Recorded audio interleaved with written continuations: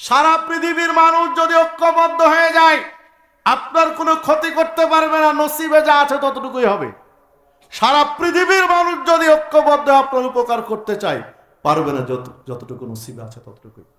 সেখানে তাবিজকে আপনি আমি মনে করলাম যে আল্লাহর কিছু ক্ষমতা তাবিজের মধ্যে আছে, আল্লাহ ভালো করতে পারে, তাবিজও কিছু পারে।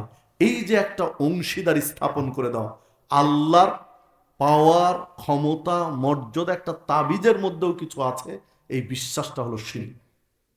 সম্মানিত উপস্থিতি, প্রসঙ্গতই বলে রাখি, আপনারা সবাই শিক্ষিত মানুষ, সচেতন মানুষ। কারো মনের মধ্যে প্রশ্ন জাগতেই পারে, কিছু মানুষের চিন্তা বাঁকাটা বেশি, সোজা লাইন কম বুঝে, বাঁকা লাইনটা বেশি বুঝে। সোজা কথাটা কম বুঝে, বাঁকা এর মধ্যে কি ভুল আছে, একটু ভুল বের করা যায়, একটু খুঁত বের করা যায়, এই চিন্তাটা কিছু মানুষের মধ্যে বেশি থাকে। তাদের জন্য একটা নোট দিয়ে রাখে। কেউ বলতেই পারেন, তাহলে ওষুধ ব্যবহার করছি, বিভিন্ন রোগের বিভিন্ন সেবা নিচ্ছি, এটাও তাহলে শিরক? যেহেতু তাবিজ একটা সেবা, সেটা একটা মাধ্যম রোগ ভালো করার জন্য, তাহলে এই যে নাপা, জ্বর হলে নাপা খাচ্ছি, সর্দি লাগলে হিস্টাসিন খাচ্ছি, বা ডায়রিয়া হলে ইমোটল খাচ্ছি, বা বিভিন্ন রোগে বিভিন্ন ওষুধ সেবন করছি, এগুলো তাহলে শিরকের মধ্যে অন্তর্ভুক্ত? জি না। দুইটা জিনিস, একটা হলো সেবন করা, আর একটা হলো এমনিতেই সাথে রাখা, ঝুলিয়ে রাখা বা সাথে রাখা। দেখুন, ভাত খাচ্ছি, ক্ষুধা লাগলে ভাত খাচ্ছি, ভাত খেলে ক্ষুধা নিবারণ হয়, তাহলে ভাত খাওয়া কি শিরক? এইটা যেমন স্বাভাবিক, ক্ষুধা নিবারণ হবে ভাত খেলে, ক্ষুধা নিবারণ হবে রুটি খেলে, ক্ষুধা নিবারণ হবে ভাত রুটির বিকল্প কোনো খাবার খেলে, এটা শিরকের বিষয় নয়। এই রকমই আল্লাহ রাব্বুল আলামিন প্রত্যেকটা রোগের প্রতিষেধক বানিয়েছেন।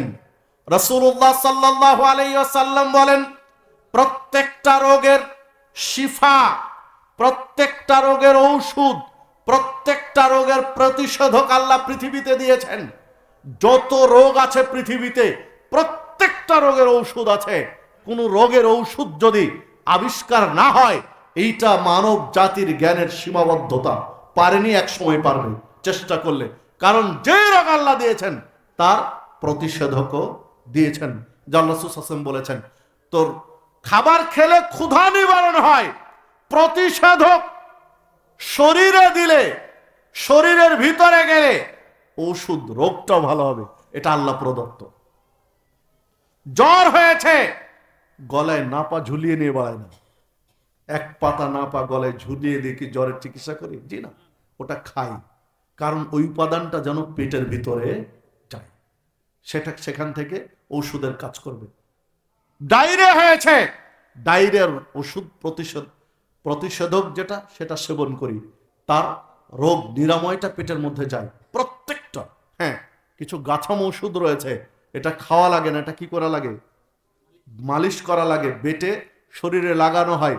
এতে করে হয় কি, ওই গাছামো ঔষধের গুণটা চামড়ার কোষের সাথে মিশে শরীরের ভিতরে প্রবেশ করে, যার কারণে ভালো হয়। কিন্তু তাবিজটা এটা ঝুলিয়ে রাখা হয়, এটা না শরীরের ভিতরে প্রবেশ করে, না একজন মানুষ খায়, না এটার কোনো বিষয় শরীরে ঢুকে যায়, কিছুই হয় না। স্রেফ এটা একটা বিশ্বাস, শিরকি বিশ্বাস নিয়ে মানুষের চিকিৎসা করে। এই জন্য এটা ইসলাম স্বীকৃতি দেয়নি, এটা শিরক।